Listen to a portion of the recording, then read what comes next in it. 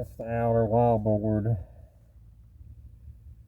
that you see when you look behind the couch, and you see the mold up between that wallboard.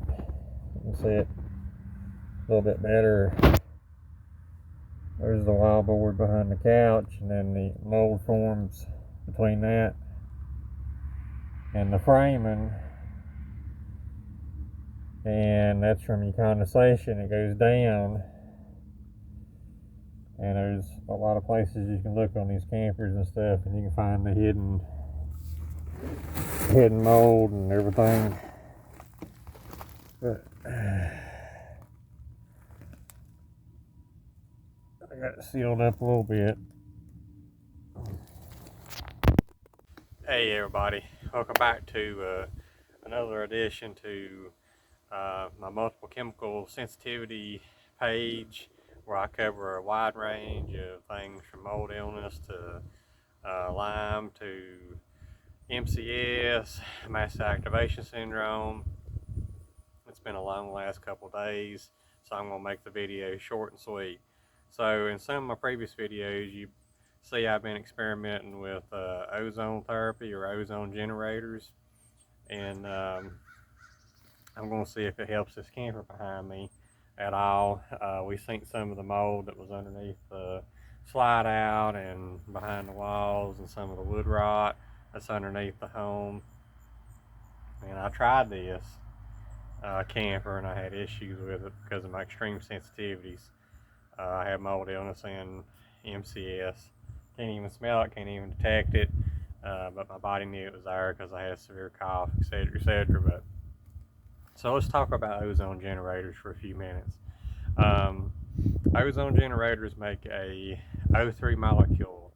Oxygen atoms, or oxygen itself, is O2, and O3 is something that the generator makes, and it's unstable, and it basically wants to attach to anything that's foreign or loose or organic or inorganic compounds. So that's the reason why some people run an ozone generator.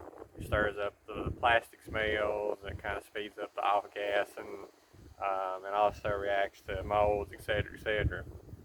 Now, I don't know how deep these ozone generators penetrate, but basically from my respirator on, it smells like chlorine, which I'm not in it to test it to get any worse, because it's the last thing I need to do. As you may remember in a lot of my previous videos, my primary issue is respiratory issues from MCS. So that's where my MCS sensitivities are, and that's where they show up first. My advice on ozone generators: now, you have the 50% that says yes, the 50% that says no, and I think that the 50% that says yes doesn't have the severe respiratory issues. But I know for myself, a little bit that I've experienced with the ozone generators, I can feel some lung irritation even after 2 or 3 days of ironing it out after a 180-minute cycle. Now, I have a few explanations why. If you look up mass activation syndrome and multiple chemical sensitivity, one of the topics that'll come up when you research is oxidative stress, and that's very common with uranium poisoning, or aka Gulf War syndrome. And that's very common with Gulf War syndrome is oxidative stress, and that's why people, they have air hunger and issues like that with some of these conditions.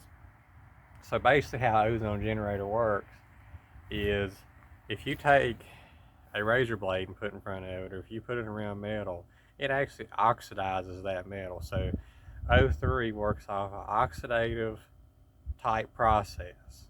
So that's how an ozone generator works. So what you're doing when you run an ozone generator, you're actually speeding up the oxidization. That's why it breaks down plastics, molds, inorganic stuff. So what you're doing is you're actually making a toxic environment for your MCS. That ozone is making oxidative stress in that environment. It's making it's oxidizing things even after it airs out. So even after wiping things down, you actually just sped up the process. Now, it does kill mold, and it does kill mildew. Of course, you got to get rid of the condensation source or the water source. But the problem is uh, you have people that's allergic to spores, which is like a mold allergy. I don't technically have really a severe mold allergy, but since I have MCS, I react to the things that's much smaller, the microtoxins, which is the poop or the byproduct off of mold. So uh, microtoxins are actually not a living thing. So if you ozone it, and even if it's not active, it's dead, because since it's not a living thing anyway. Pollen's not a living thing until it fertilizes a tree, or or it becomes a seed, and all of a sudden, then it's a plant, then it is a living thing. But pollen, like microtoxins, is not a living thing. So if you ozone it, and your goal is to kill it, you're not actually killing anything. You're just killing the active mold. You're not killing you're not killing the microtoxin, so it still has to be removed at the end of the day. So as far as the effectiveness of an ozone generator, I'm not on board with ozone so far. I'm going to let it air out, of course, and all that good stuff, and I'll give it a test, and I'll tell you whether I think it's good or not. But one thing's for sure, the few times I've been in it, my lungs didn't like the ozone after effects at all. I didn't smell anything odd. It just had a heavy feeling in my chest. So, do I recommend ozone for people with multiple chemical sensitivity? No, I don't recommend it. But try at your own risk. It's not medical advice. It's not mechanical advice. That's just a few thoughts of mine. I want to do a short video on that. I'm going to put a picture on the screen. It's going to show Gulf War syndrome, oxidative stress, and then I'm going to put a picture of the screen, the ozone generator I use, and then I'm also going to put some other things on the screen to kind of give you some visuals. And I also put a razor blade in there, about 12 inches directly in front of the ozone generator, to show you how much it oxidizes things in the room, and just exactly what you're messing with. So God bless, have a good one. Here's what ozone done to a brand new blade for a box cutter. That was the 6 hours.